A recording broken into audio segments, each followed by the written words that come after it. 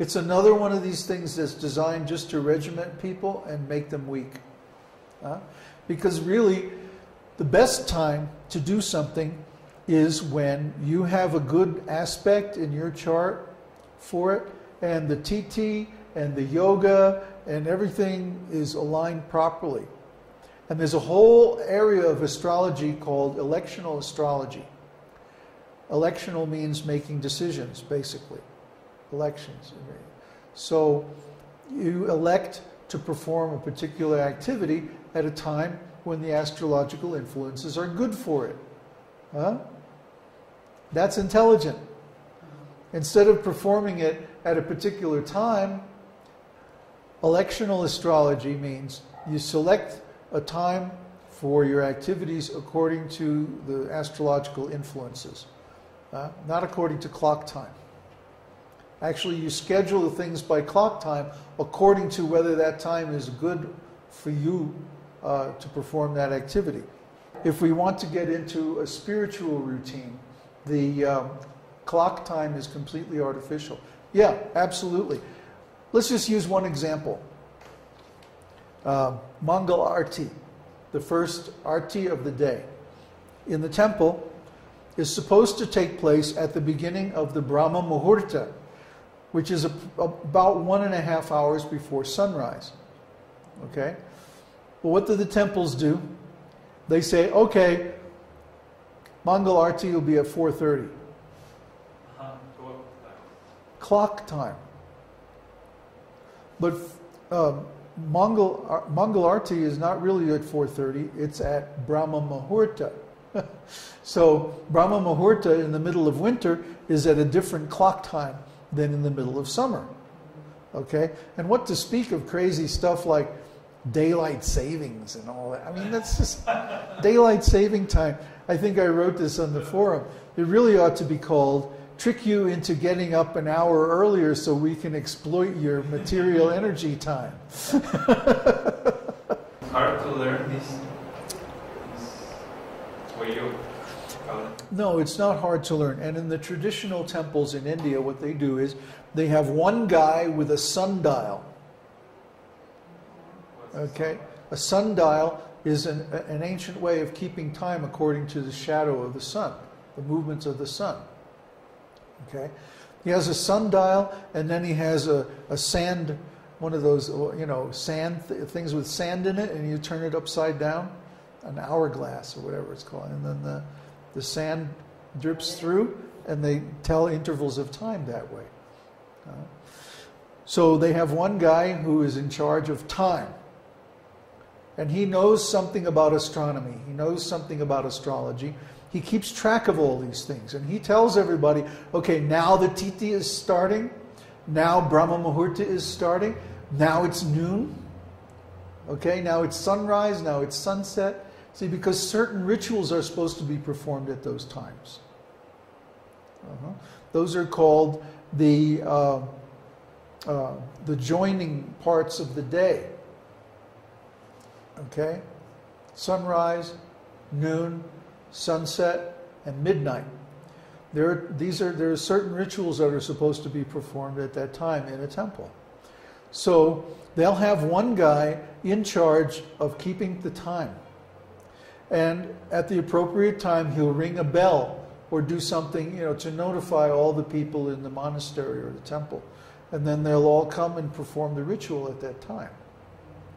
That's how it's done. Not that everybody has to run around with a watch. Okay, it's Mangal Arti time. That's so artificial.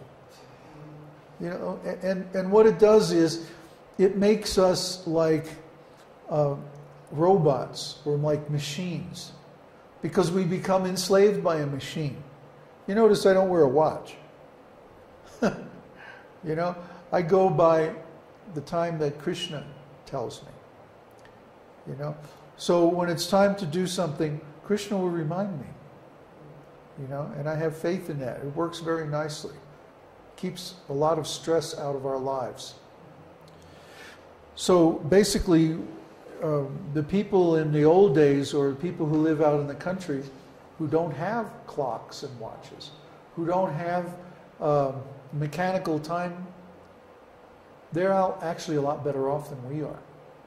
If our time is calculated from the changes in nature, then it'll be a lot more accurate.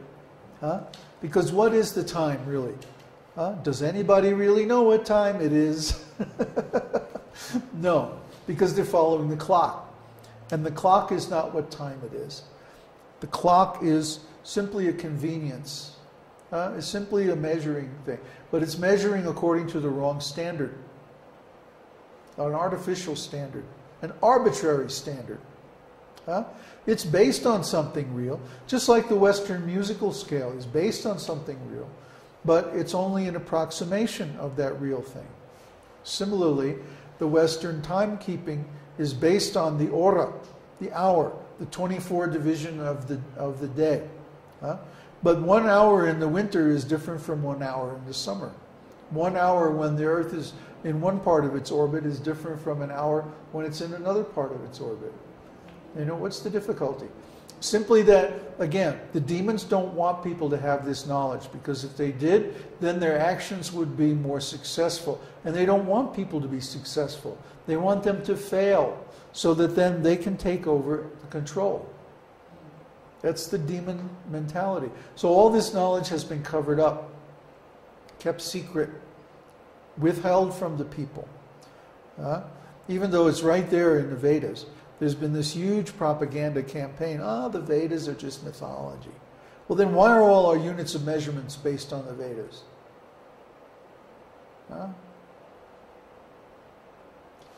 Yes, Uddhava? If we would have a watch that would be according to Vedic knowledge, what would it display? Numbers or sections or names? Yeah, it would display names. It would display the Titi, the Vara, the Paksha, the Yoga. All those? Yeah, because they all have different influences, different areas of life. I have read that Bhagavad Gita was put into Mahabharata later after its compilation to increase the Krishna cult. This is, for example, part of the... there was a lot of bogus scholarship and phony research done especially by the British. The British really got into it. The Germans are also very good Sanskrit scholars. Evans Wentz, for example. But they're more honest. Why? Because they have no political interest in India. Yeah, Max Muller. Right. But the British, of course, had the East India Company, and they were trying to milk the maximum wealth out of India, and part of their program was a huge disinformation campaign against the Vedic culture. They wanted to influence the Indians to give up Vedic culture because that would make them weak, easy to control, easy to manipulate through money, and so on. So they did all this bogus scholarship. I mean, they say that the Srimad Bhagavatam was written by someone named Vopadev 1,500 years ago. I mean, this is total nonsense. I mean, where did they get what were they smoking, to get some of these ideas? The Aryan invasion theory, that's another one. That the Aryans came down from Central Asia and pushed the Dravidians down to South India, and that's why there's these divisions between the Vishnu worship in the north and the Shiva worship in the south, and on and on and on.